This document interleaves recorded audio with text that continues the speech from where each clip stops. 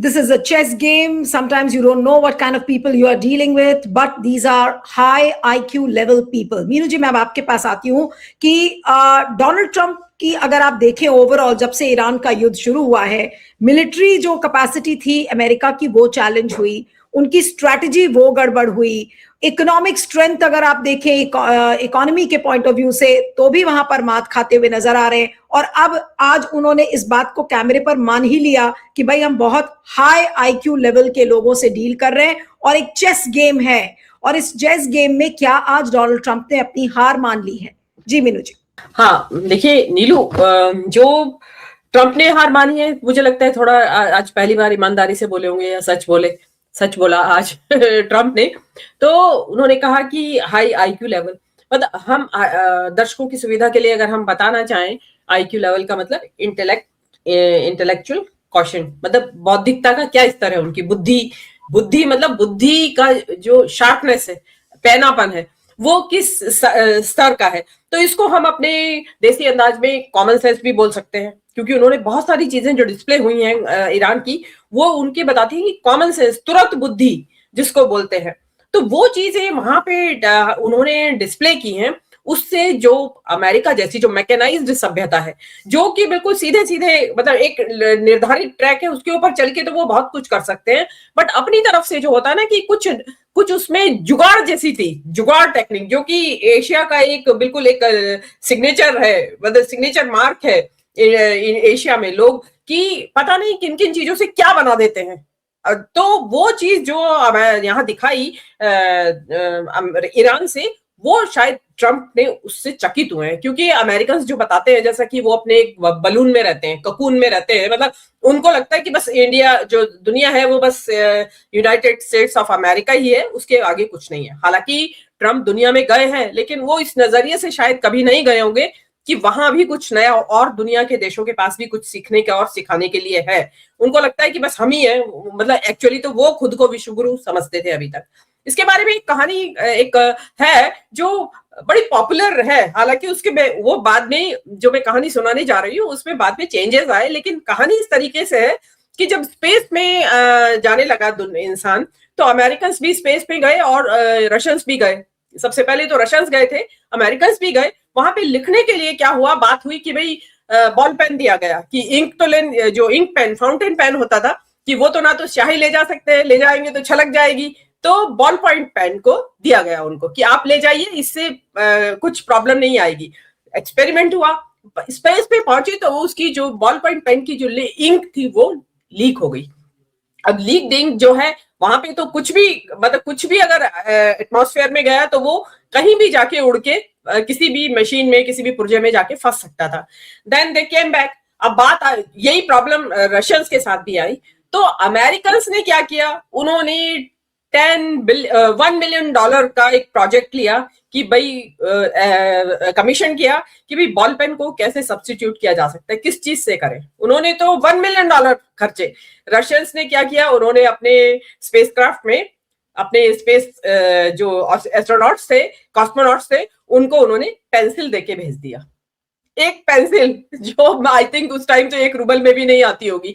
तो उन्होंने ball point pen के लिए का सब्स्टिट्यूट ढूंढने के लिए प्रोजेक्ट नहीं लगाया, और उन्होंने केवल एक अपनी कॉमन सेंस लगाई, जुगाड़ जिसको बोलते हैं, कि उन्होंने कहा नहीं बॉल पॉइंट पेन नहीं तो पेंसिल ले जाओ, पेंसिल से लिख सकते हैं। हालांकि बाद में पेंसिल की भी जो उसकी शेविंग्स होती हैं या उसका जो ग्रेफाइट होता है वो उससे प्रॉब्लम आई, वो नई चीज आई। लेकिन मैं यहाँ पे एक कंपैरिजन की बात बता रही हूँ कि अमेरिकन जो जिसको आईक्यू कह रहे हैं, वो probably he is talking about that. अब मैं इसको ईरान के संदर्भ में आपको बताती हूँ।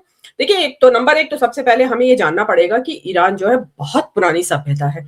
उन्होंने एक नहीं बहुत सारी चीजें, बार बार जिक्र आ रहा है लोगों के बीच में, इवन जो पोलो का गेम होता है उसको चौगान बोलते हो, वो ईरान की ही देन है। गिटार का जो प्रीडिसेसर है, गिटार जो आज हम बजाते हैं, वो भी ईरान में ही पैदा, मतलब वहां पे उन्होंने ही इसकी शुरुआत की थी। डाक जो हमारी पोस्टल सर्विसेज है, उस जमाने में वो उन्होंने घोड़े पे एक दूसरे को मैसेजेस पहुंचाने का शुरुआत की। तो वो पहले से ही इनोवेटिव रहे हैं, और वो जिसको कहते हैं ना इन्वेंशन करने वाले दिमाग जो है उनका, वो सभ्यता के हिसाब से ही वो सभ्यता हुई ही इनोवेशन से फली फूली है। आप देखेंगे शायरी, अपने जो मिर्जा गालिब थे वो पर्शियन में ही तो शायरी करते थे, तो इसका मतलब क्या था कि पर्शियन में मिर्जा गालिब से बहुत पुराने जमाने से शायरी हो रही थी। तो they were so much evolve people already. वो ईरान अच्छा है कि अब ट्रम्प को अब पता चला। अब आप ईरान के बारे में आ जाइए कि किस किस चीजों ने उनको चमत्कृत किया जिससे कि वो सरप्राइज है, स्टन है ट्रम्प। नंबर एक, आप देखिए कि उन्होंने अपना सारा प्रोडक्शन, अपनी सारी न्यूक्लियर फैसिलिटीज, अपना सारा ड्रोन का मैन्युफैक्चरिंग वगैरह सब उन्होंने अंडरग्राउंड कर दिया, deep down in the earth, कि ताकि कोई वहां पे उनके बंकर बस्टर बॉम्ब्स भी ना पहुंच सके।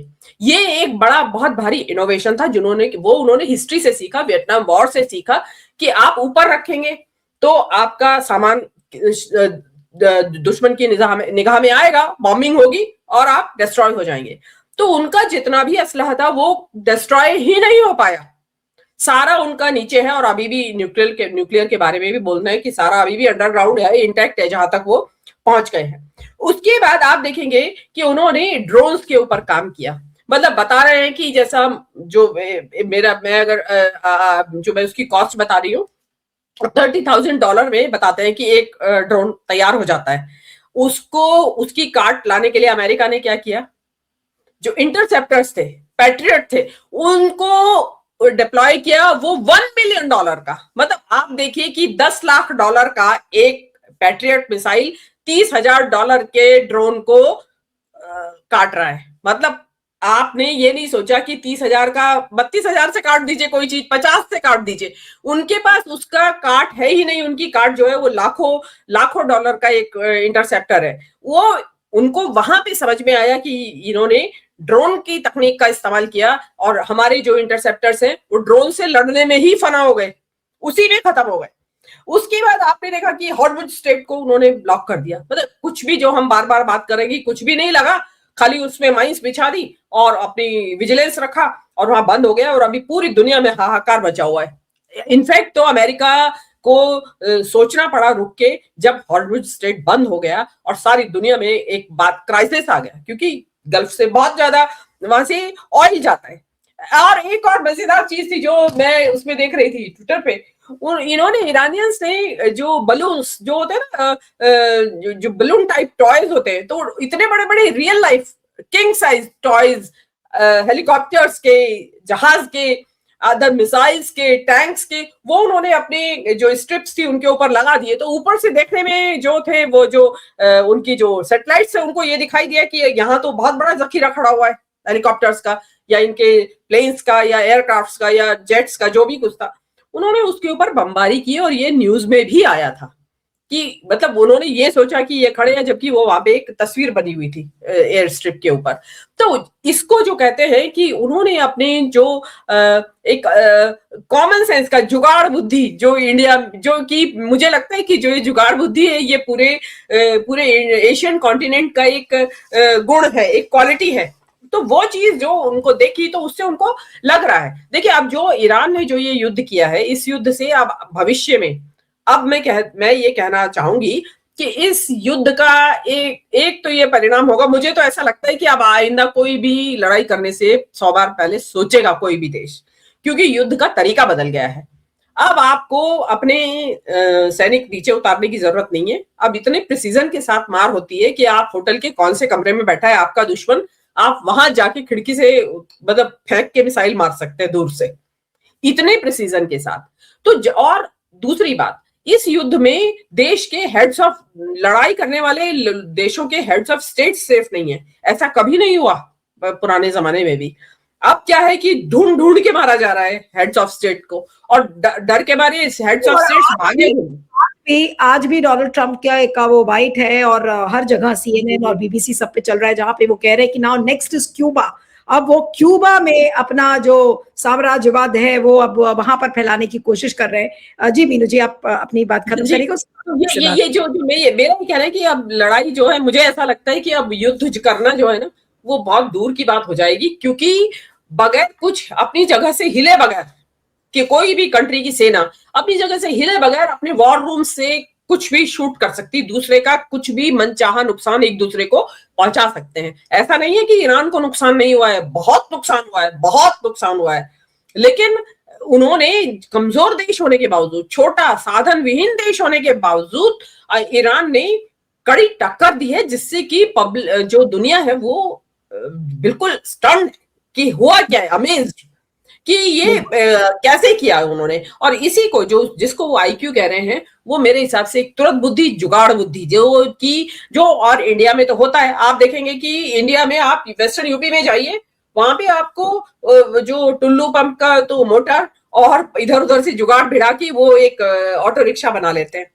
तो यू आर सरप्राइज कि इसको इनको किसने बताया कि इस तरीके से एक आप ये मोबाइल बना सकते हैं। तो सेम जो होता है ना कि सभ्यताएं तो एक दूसरे से, इंडिया की सभ्यता और इनका एक्सचेंज तो आपस में हुआ है, तो जो बुद्धि का एक्सचेंज होता है या जो सोच का एक्सचेंज, इनोवेटिव जो इनोवेशन है, तो वो जो उनकी इनोवेटिव सोच है ईरानियंस की, मैं ये कहूंगी कि उन्होंने इतने सारे सीमित साधनों में और इनोवेशन किया, तो वो उसने दुनिया को हैरान किया और उससे लर्न करने वाली बात है। और मैं तो ये कहती हूँ कि ये इस युद्ध का सबसे बड़ा परिणाम ये होगा कि अब युद्ध होने बंद हो जाएंगे।